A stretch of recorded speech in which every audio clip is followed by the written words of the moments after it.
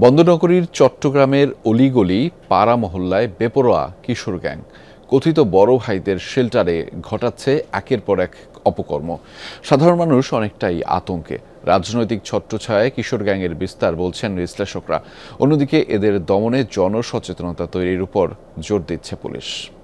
Ceylon family ব্লেন্ডের কড়ালিকার আর সতেজ স্বাদের perfect ব্লেন্ডে স্বপ্নেরা মিলুক টানা। গেল 10 এপ্রিল বন্দরনগরীর ফিরোজ শাহ আবাসিকে দন্ত চিকিৎসক কোরবান আলী এবং মাস না পেরোতেই ইপিজেটের আকমল আলী সড়কে মেহেদি হাসান নামে এক তরুণ হত্যাকাণ্ডের পর চট্টগ্রামে আবার আলোচনায় বেপরোয়া কিশোর গ্যাংয়ের দৌরাত্ম্য। শুধু আলোচিত এই দুটি ঘটনাই নয়, এক মাসে নিউ মার্কেট, বায়েজিদ, বাটাগলি সহ বেশ কয়েকটি স্থানে কিশোর গ্যাংয়ের হামলা নির্যাতনের শিকার হয়েছেন বেশ কয়েকজন। পাড়া মহল্লা অলিগলিতে তাদের দৌরাত্মে রীতিমতো আতঙ্কে সাধারণ মানুষ।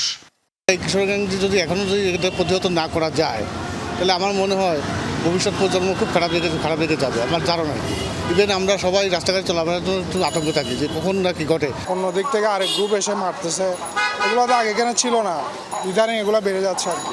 এগুলো নিয়ে আমরা অনেক আতঙ্ক। এটা পুলিশই সব কিছু পারে চাইলে, পুলিশ চাইলে যেসব কলোনিতে এগুলো হইতেছে তাদের যে আইডি কার্ড আছে না এগুলো রেড মার্ক করা। থানায় আছে তালিকা, বেশিরভাগই চিহ্নিত। তারপরও কিশোর গ্যাং এবং তাদের শেল্টার দাতা কথিত বড় ভাইরা ধরাছোঁয়ার বাইরে। হত্যাকাণ্ড বা বড় কোনো ঘটনার পর দু একজন গ্রেফতার হলেও জামিনে বেরিয়ে আবার অপকর্মে জড়ায়। এ অবস্থায় জনসচেতনতার উপর জোর দিচ্ছে পুলিশ। যেহেতু এটা সোশ্যাল ক্রাইম, সো আমাকে সমাজে সবাইকে নিয়ে কিন্তু এই প্রবলেমটা করতে হবে।